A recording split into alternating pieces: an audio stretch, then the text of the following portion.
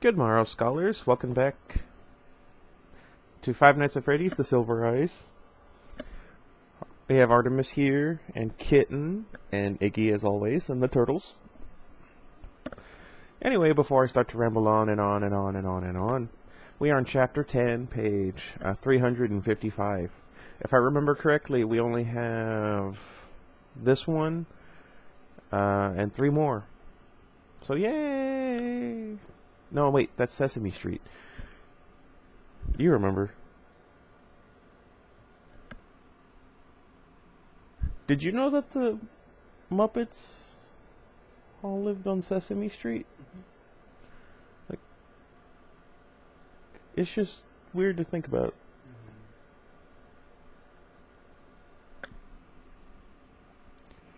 How long is that street?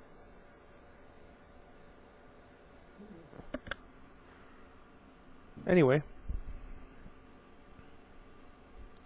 the screens lost all their pictures and flipped to static.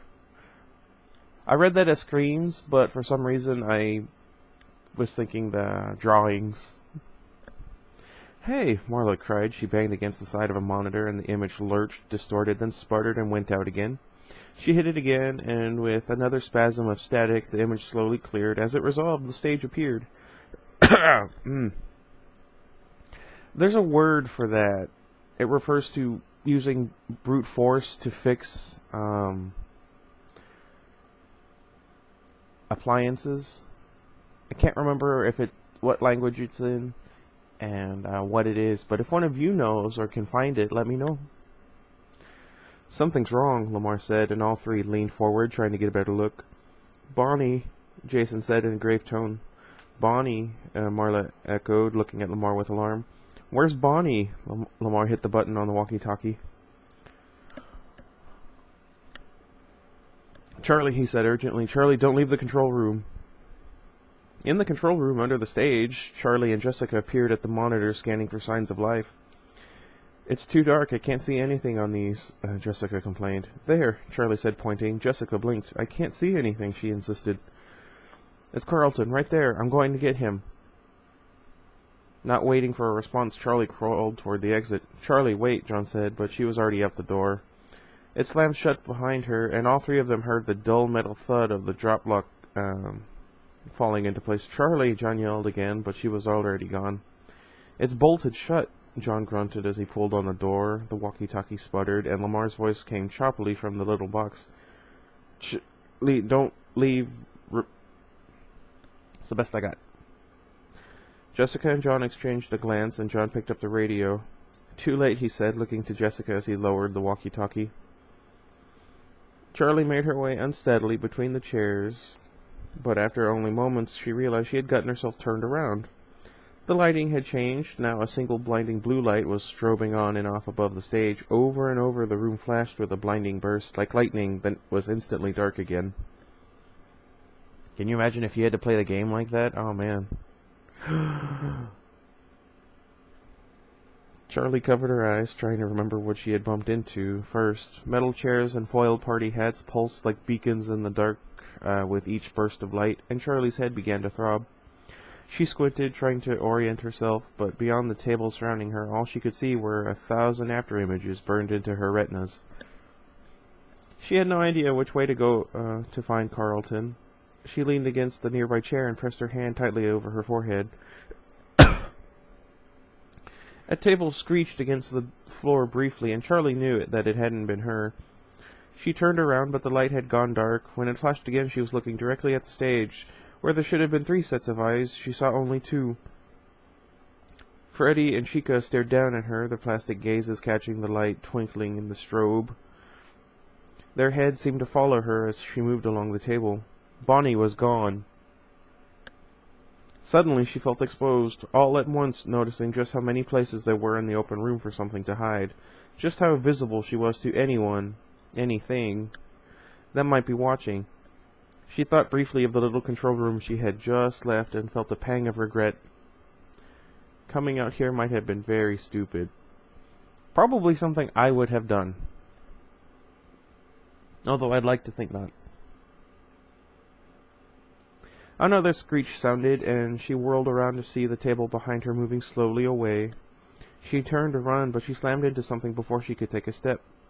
She jerked her hands up in the darkness to shield herself and touched matted fur. The strobe threw its light out again, and this time, garbled noise blared from the gaping mouth in front of her. Bonnie. Bonnie stood only inches from her, his mouth opening and closing rapidly, and his eyes rolling wildly in his head. Ugh, I would hate to see that. Where was I?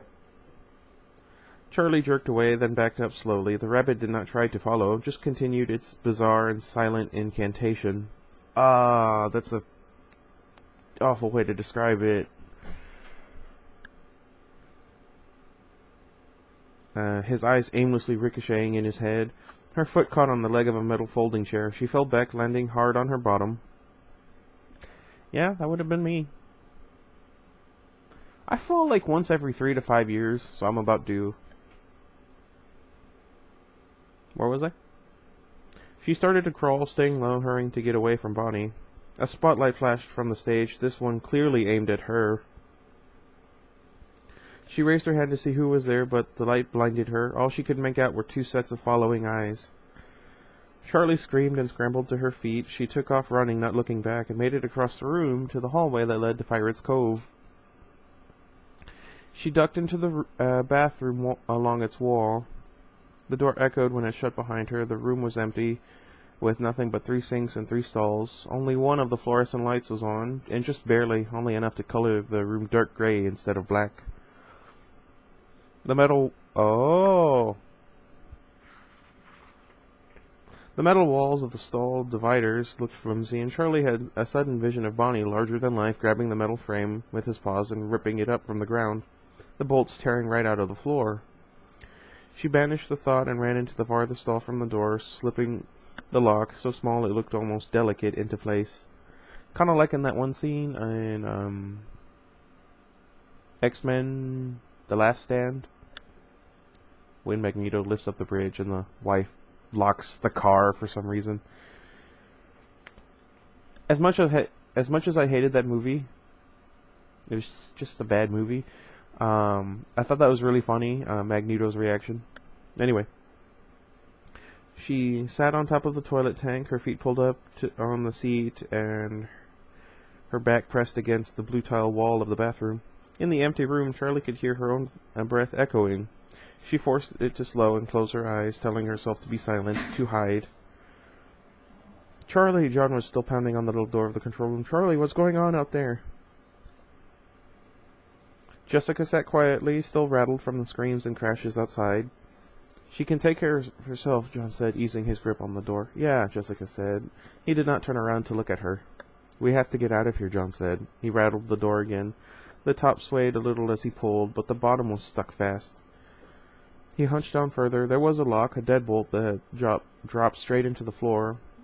The latch to pull it open had broken off long ago, leaving only a jagged ledge, so thin he could scarcely get his fingers around it.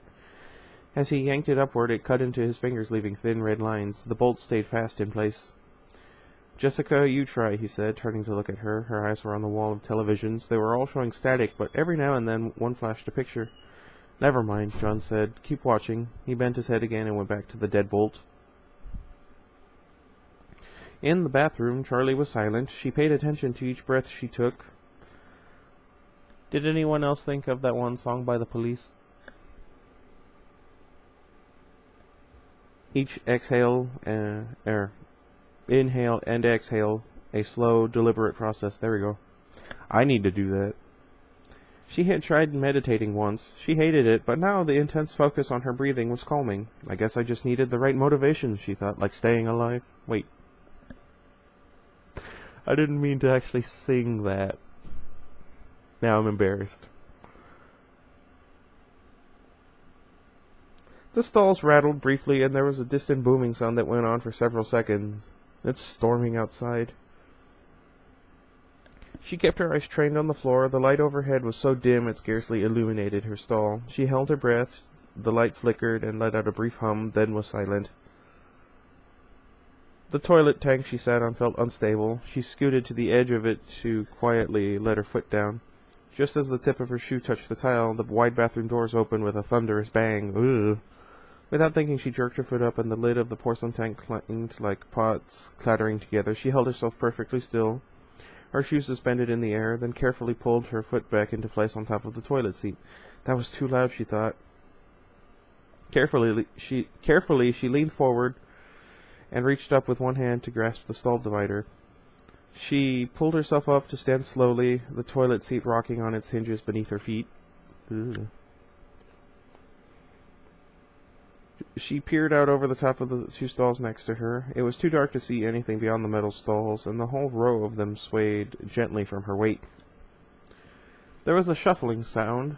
Something wide and heavy was sliding across the floor, not trying nearly as hard as she was to be quiet.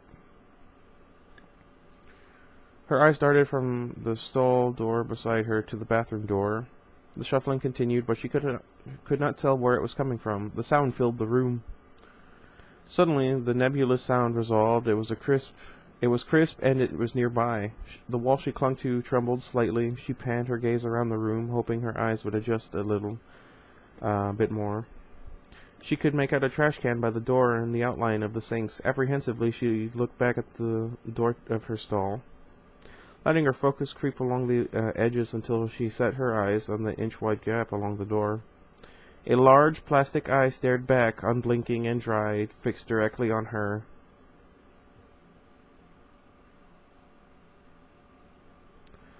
Two large and unnatural rabbit ears hung over the top of the door. Charlie clasped her hand over her mouth and jumped to the floor as fast as she could, dropping onto her stomach and scooting along the floor into the second stall. She heard Bonnie rattle the door of the stall she had just left, but the shuffling feet did not move. She crawled under the next divider and into the stall nearest the entrance. This time her foot bumped the toilet behind her, and the lid dropped down with a loud clank. Charlie froze. The shuffling thing did not move. For what felt like an age, Charlie held her breath. If he heard, he must have heard. But Bonnie still made no sound. Charlie held still and listened, waiting for another sound of movement to mask her own. Her breathing seemed louder than before. She lowered her head, trying to make out shapes along the floor. The shuffling sound resumed, and now, without warning, it was directly in front of her. She held her breath, desperately trying to make out any forms in the darkness. A large padded foot was just outside the door, as if it had stopped mid-step. "Is he leaving? Please leave," Charlie pleaded. There was a new sound, stiff fabric, softly crunching. What is that? The foot outside the door had not moved. The noise grew louder. The sound of fabric and fur twisting and stretching, tearing and popping. What is that? Charlie dug into the floor with her nails, holding down a guttural scream. He's bending over. A large paw touched down gently in front of her, then another shape, the creature's head. It was massive, filling the space under the door. Gracefully, Bonnie lowered himself to the floor and turned his head sideways until his eyes met Charlie's. His giant mouth was open wide with a ghoulish excitement, as though he had found someone in his game of hide-and-seek. A warm burst of air rolled in under the stall door. Breath? Charlie clasped her hand over her nose and mouth. The stench was unbearable. Another wave of it hit her face, hotter and more putrid. She closed her eyes to the point of relinquishing the hope of escape. Maybe if she kept her eyes closed long enough, she would wake up. Another gust of hot air hit, and she jerked back, hitting the back of her head on the toilet. She recoiled with pain and threw her arm in front of her, shielding her face against attack. No attack came. She opened one eye. Where is he? Suddenly the metal walls around her swayed with a resounding bang. Charlie startled and covered her head as Bonnie struck again. The stalls rocked on their legs, and the bolts screeched as they were yanked free from the floor, the whole assembly seeming ready to collapse. Charlie scrambled under the last divider and climbed to her feet, grasping for the door handle to pull it shut as she ran out. She ran back into the main dining area, darting toward the control room. Her eyes no longer adjusted to the light. She ran with her hands in front of her, unable to see further than her next steps. "John," she cried, grabbing the doorknob and yanking at it, pushing. Nothing happened. "Charlie, it's stuck," John shouted from back inside. As Charlie struggled with the door, she glanced up at the stage. Chica was gone. John, Charlie shouted in desperation. Without waiting for a response, Charlie took off again, running for a hall to her left, trying to get as much distance from the bathroom as possible. The hall was almost completely dark, and as she ran, open doorways yawned at her with wide black mouths. Charlie did not stop to look inside any of them, instead only praying that nothing jumped out at her. She reached the last door and paused for a brief moment, hoping against hope that it would be unlocked. She grabbed the knob and twisted. Thankfully, it fell open easily. She slid through the door, then closed it rapidly, trying not to make a sound. She stood watching the door for a long moment, half expecting it to be flung open, and then finally she turned. It was only then that she saw him. Carlton was there. His eyes widened in surprise when he saw her, but he did not move, and after her eyes adjusted to the dim light, she understood. He was trapped, wedged somehow into the top half of one of the animatronic suits, his head poking out from the wide shoulders of the costume. His face was white and exhausted, and Charlie knew why. The spring locks. She heard her father's voice for a moment. It could snap off your nose. Iggy? No. Carlton? Charlie's voice said, cautiously, as if it alone might set off the mechanisms. Yep, he said with the same flattering tone. That costume is going to kill you if you move. Thanks, he wheezed, half attempting to laugh. Charlie forced a smile. Well, today is your lucky day. I'm probably the only person who knows how to get you out of that thing alive. Carlton exhaled a long and shaky breath. Lucky me, he said. Charlie knelt at his side, studying the costume for long moments without touching it. These two spring locks at the neck aren't holding anything back, she said at last. He just rigged them to snap and pierce your throat if you tried to move. I have to undo those first, then we can open the back of the costume and get you out, but you can't move, Carlton, seriously. Yeah, serial killer man explained the not moving to me, he said. Charlie nodded and went back to looking at the costume, trying to devise an approach. Do you know who I'm wearing? Carlton asked, almost casually. What? The costume. Do you know what character it's supposed to be? Charlie studied it, then looked around until she saw the matching head. No, she said. Not everything he built made it to the stage. Her fingers suddenly stopped working. Carlton? Charlie carefully surveyed the array of costumes and parts that lined the walls in varying stages of completion. Carlton, she repeated, is he here? With a new sense of dread, Carlton struggled to get a look behind him without moving. I don't know, he whispered. I don't think so, but I've been kind of in and out. Okay, stop talking. I'll try to work fast, Charlie said. She had the mechanism figured out, or at least she thought she did. Not too fast, Carlton reminded her. Carefully, slowly, she reached into the costume's neck and took hold of the first spring lock, maneuvering it until her fingers were wedged between the lock and Carlton's neck. Careful with that artery. I've had it since I was a kid, Carlton said. Shh, Charlie whispered. When Carlton spoke, she could feel his neck move. He was not going to set off the locks by talking, she thought, but the feeling of his tendons moving under her hands was unsettling. I can imagine. Yeah, I think it would be really, really awkward in that situation. When I'm stressed out, I can't help but ramble. Anyway.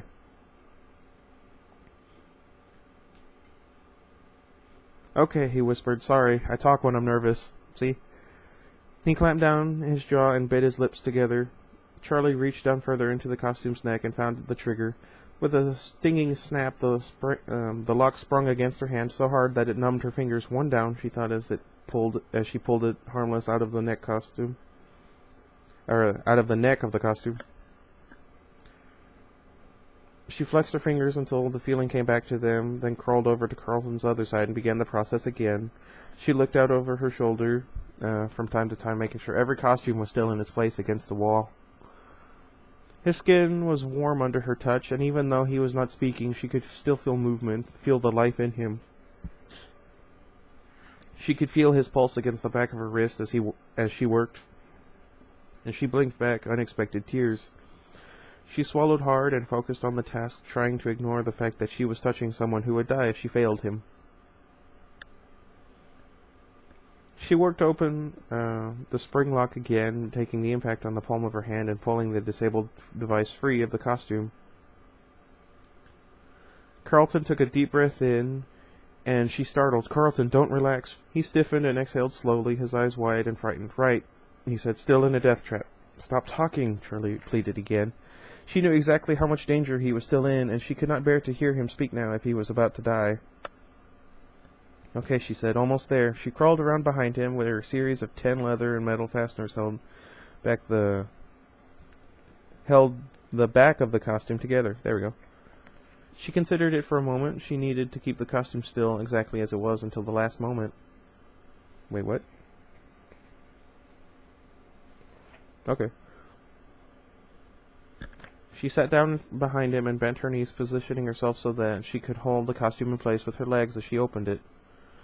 "I didn't know you cared," Carlton muttered, as though attempting to put a joke together, but too tired and too scared to finish it. Charlie didn't answer.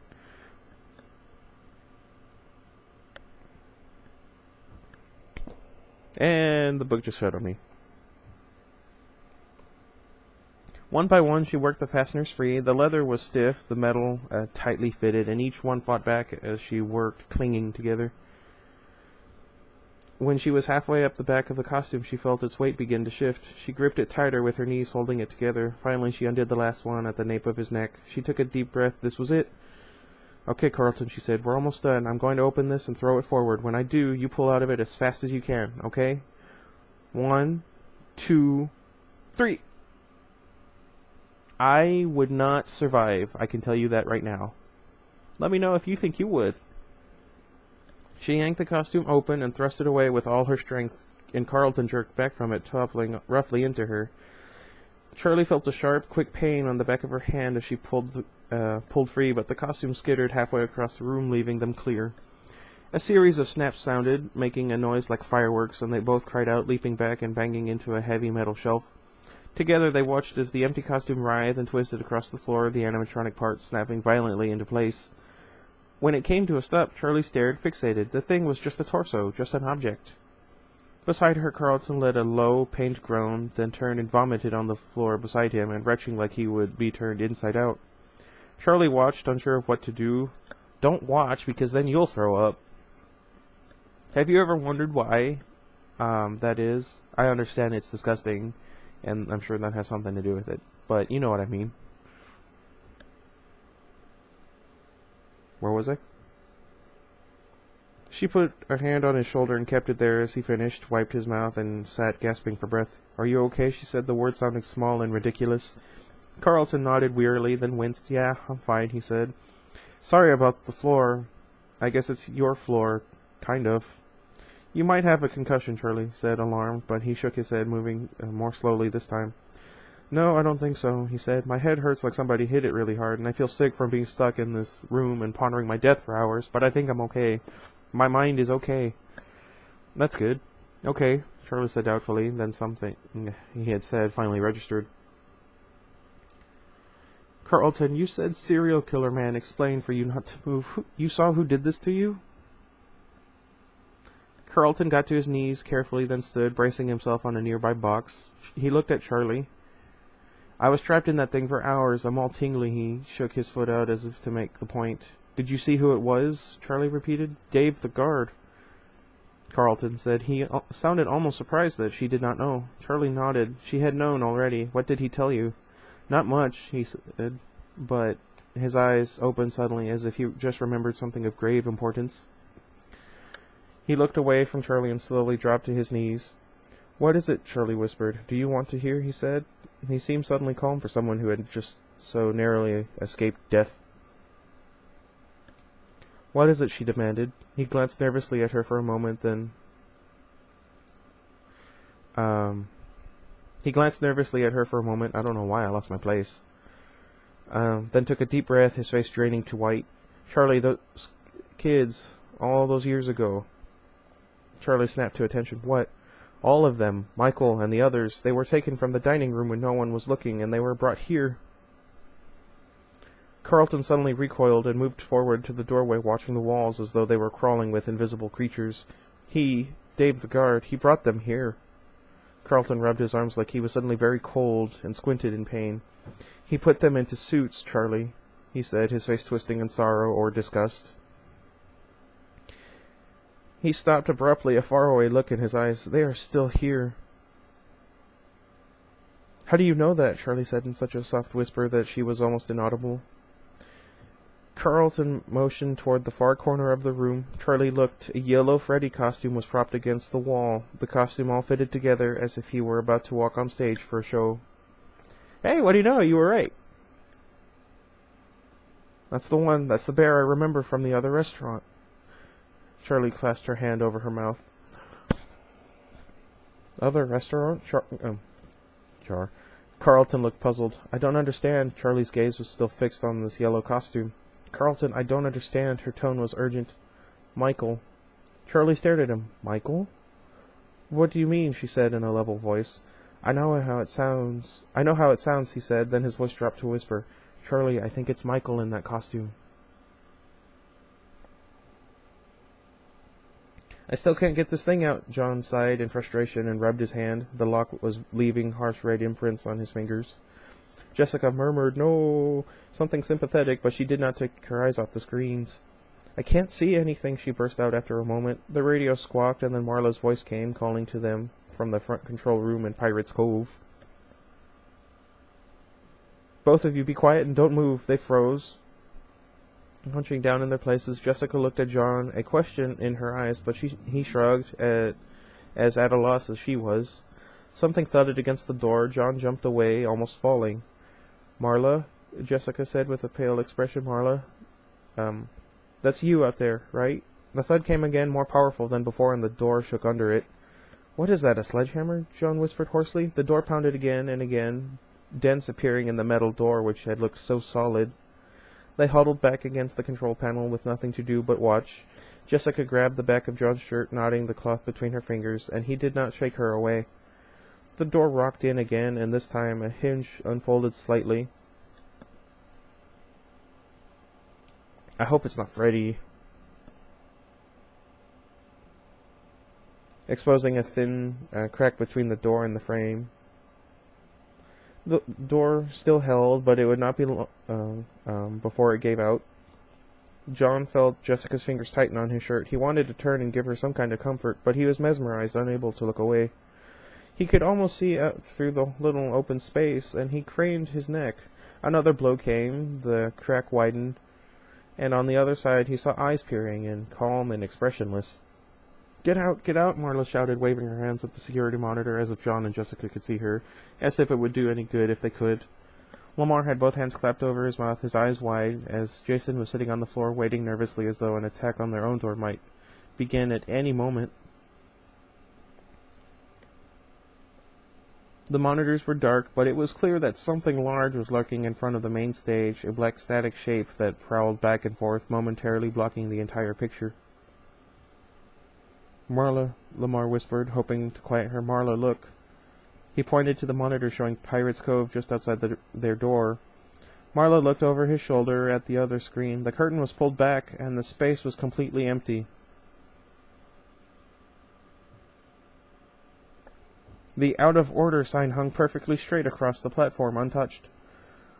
The lock, we didn't, Marla said feebly, realizing now the magnitude of their mistake. Marla turned to Jason, then let out a panicked whimper, the door behind him slowly opening. Shh. Lamar quickly flipped a small switch, killing the light in the control room, and backed against the wall next to the door. Marla and Jason mimicked his motions, flattening themselves against the wall across from him. The monitor still flickered, with static illuminating the space in oscillating grays and the occasional flash of white. The door creaked outward at an excruciating pace, a gaping black void widening until the door stopped fully open. Marla, a static-laced voice came from somewhere on the floor. Lamar shot out his foot across the narrow carpet, trying to catch the walkie-talkie. Shh, shh. Marla closed her eyes, pleading in her mind for Jessica to stop talking. Marla, where are you? Jessica's voice called again. Lamar managed to flip the walkie-talkie onto its side, with a click, it went silent. He didn't know if he had jostled a battery out of place or somehow managed to flip the switch, but it didn't matter. There was nowhere to hide in the tiny room. The ceiling was too low to stand, and even with their backs against the wall, their legs stretched out under the doorframe. The ledge under the door was high enough to hide their legs from anything outside, but not from anything that managed to get in.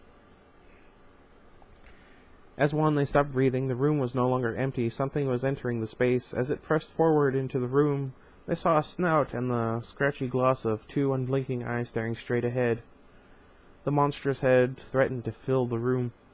Foxy, Jason mouthed, making no sound. The plastic eyes clicked left and right, with unnatural motions, searching but not seeing. The jaw twitched as though about to open, but it never did. The dim light from the monitors gave his face a reddish hue, leaving the rest of him shrouded in darkness. His head slowly moved backward, his ears moving up and down at random, programmed as an afterthought a decade before. As Foxy backed away, his eyes thrashed back and forth, one partially hidden under a rotting eye patch. Marla held her breath, dreading the moment when the eyes would fix on her. The head was almost out the door when the eyes clicked to the right and found Marla. The head stopped, its jaw frozen slightly open.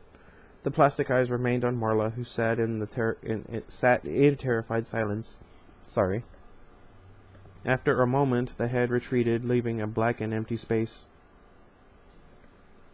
Jason darted forward to find the door outside and shut it, and Marla made a weak grab at him, trying to stop him.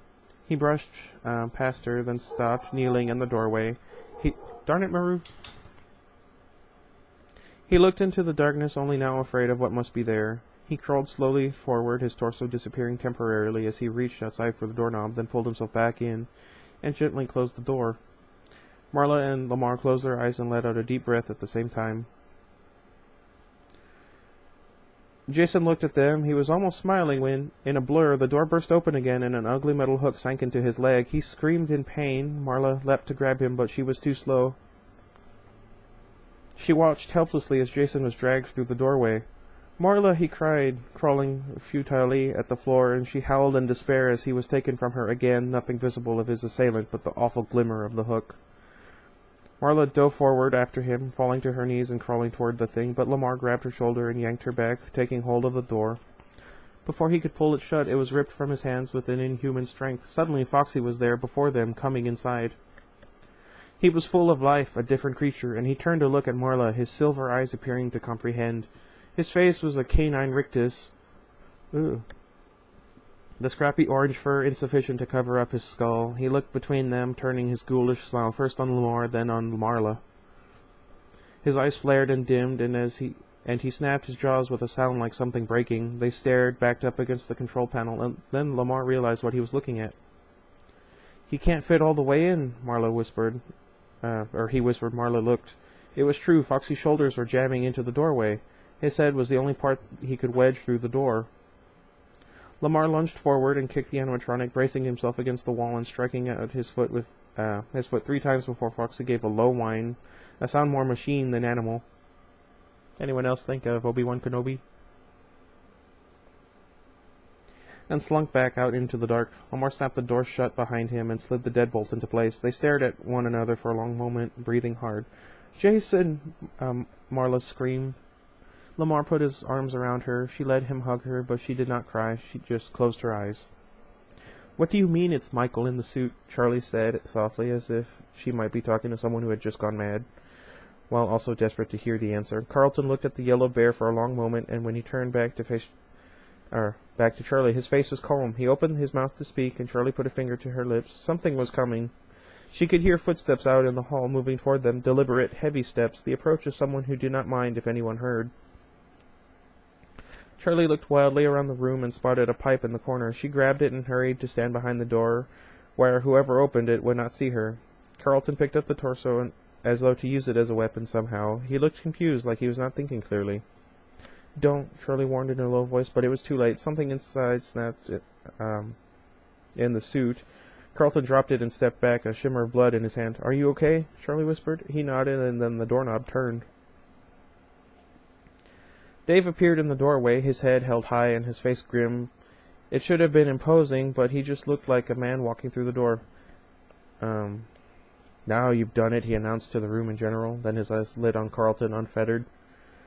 His face darkened. Before he could move, Charlie raised the pipe high, stepped forward, and swung it down on his head with a sickening thunk. Dave turned, shock on his face. Charlie lifted the pipe, ready to attack again, but the man just stumbled backward against the wall and dropped into a sitting position. "Carlton, come on," she said urgently, but he was looking down at his injured hand. "Carlton, are you hurt?" "No," he said, shaking off his reverie. That's a word that's been used an awful lot. And wiping his hand clean with his black shirt. "Come on," Charlie said firmly, taking his arm. "Come on, we have to get out of here. Get out of here. I don't know how long he'll stay out." "You're awfully calm for just having knocked a guy out cold," she thought Riley. What?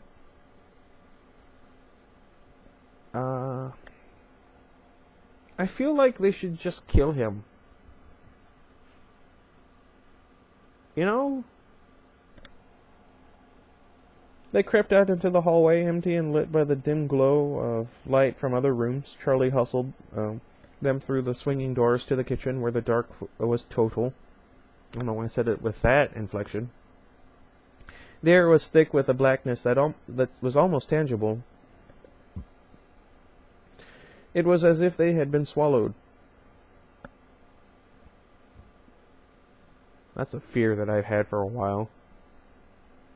She turned to look at Carlton, but only the faint sound of his breathing told her that he was still beside her. Something touched her arm, and she stifled a scream. "It's just me," Carlton hissed, and she let out a sigh. "Let's just make sure we aren't being followed. We can find the others and get out of here," she whispered. Charlie glanced back at the door, and the last spots of light peeking under it. She scooted herself a little closer to it and got to her feet to peer through the round window, careful not to touch it. "What do you see?" Carlton whispered. "Nothing. I think it's safe." Just as she finished speaking, a form passed by, darkening the window. Charlie jumped back, almost falling over Carlton. They stumbled forward, rushing to get away from the door. Suddenly, two beams split the darkness, illuminating the room in a harsh yellow light. Chica loomed there, almost on top of them. She stretched up to her full height, growing taller still. She must have been hiding here all along, Charlie thought. Chica looked at both of them in turn, the beams of light shifting dizzyingly as her eyes snapped mechanically from one side to the other. Then she paused, and Charlie grabbed Carlton's arm. "Run!" she screamed. And they took off, looping around the prep table, the metal furniture clattering as they rushed clumsily past it. Behind them, Chica's steps were long and slow. At last they reached the door, and they burst out into the hall and ran for the main dining room. John and Jessica were silent, listening to the clamor outside. John was resting his hand on the door of the control room. Whatever had been on the other side was gone. At least was pretending to be. The lock had been wrenched out of the door, or of the floor. John tried the knob, but the door, twisted out of shape, still stuck. "Are you crazy?" Jessica exclaimed, alarmed. "What else are we going to do?" John said calmly. Jessica didn't answer. John backed up against the control panel and gave the door a calculated kick, moving it an inch closer to the opening. "Here, let me," Jessica said, and before he could reply, she had delivered a kick of her own, again moving the door just a little. They took turns, not speaking, until finally John kicked. The top hinge broke.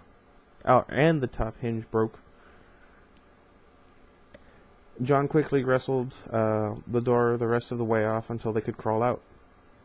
They hurried out and stopped, exposed in the main dining room. Jessica looked at the main stage in misery. It was empty.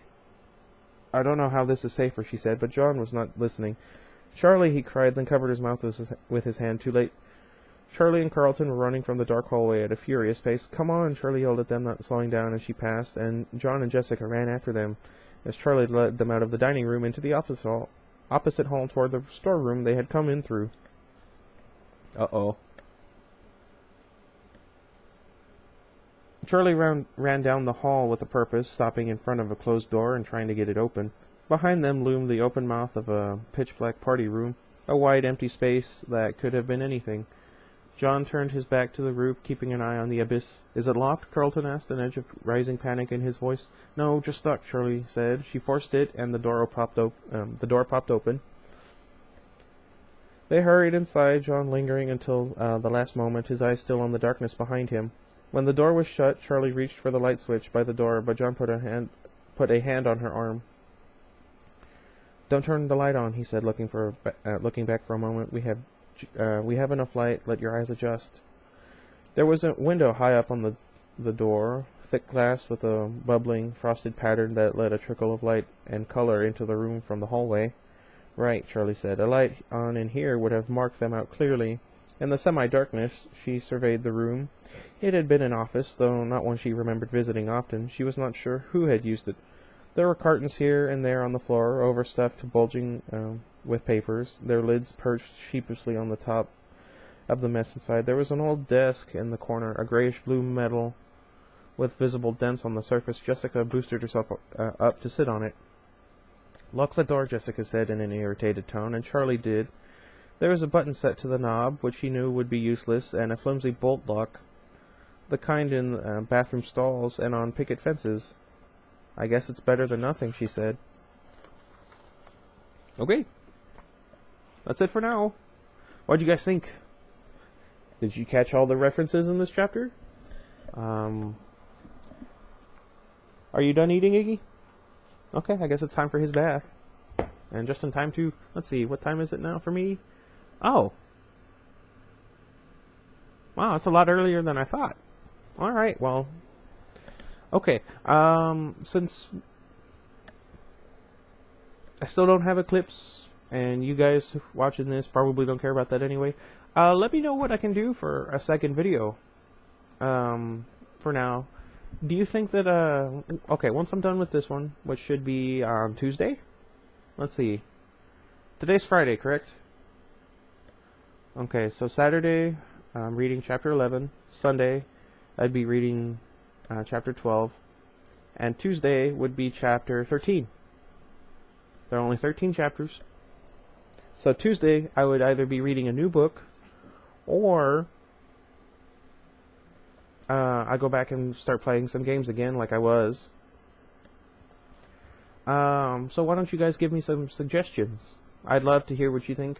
One of the viewers of my New Moon playlist suggested I read Lord of the Rings. That'd be interesting. Or if you guys are fans of Game of Thrones, I have every book that's out. Or we could take a trip down memory lane and read Goosebumps books. I'd love to get my hands on a few of them. My personal favorites, really. Especially The Haunted Mask. Oh, that one was a book to enjoy. Anyway, let me know what you guys think. I think once I'm done with this one, I'll probably be playing Lucius. I'll go back to that. And I'll probably be playing The Walking Dead, the Telltale game. It's kind of like a story, only I wouldn't have to be speaking the whole time. And anyway, just let me know what you guys think, and I'll do my best to accommodate everybody. Let me know. I've been trying to figure out a way I can work out a schedule for this. Like, say, Monday, Tuesday, Wednesday, or no, Monday, Wednesday, Friday. There we go. I read one book those days. Tuesday, Thursday, I read a different book.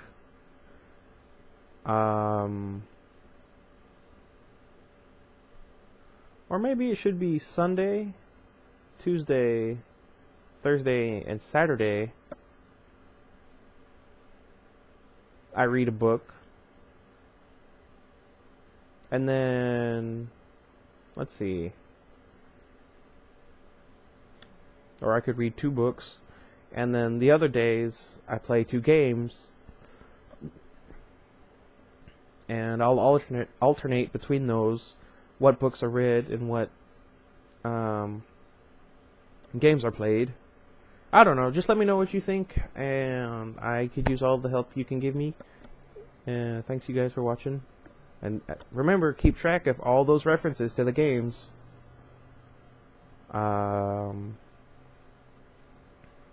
Oh, and if you guys notice a reference to the game that I didn't, and I hope you guys trust me enough, I will give that person a prize also. Like, whoever has the most, and then second most, I suppose, and maybe third. But if someone, even if it's just one thing that I didn't catch, but you did, you will also get a prize for that. So, keep that in mind. I'm just doing the best I can to engage with my audience. let me know if there are any things on my channel, like if you feel like going back sometime and watching me be stupid, that you thought were funny that I should think about going back to. If I could, I'd be playing Left 4 Dead or Left 4 Dead 2 with my friends so that we could actually have some fun together, but it never happened. Anyway, until next time, goodbye everybody. I'm sad.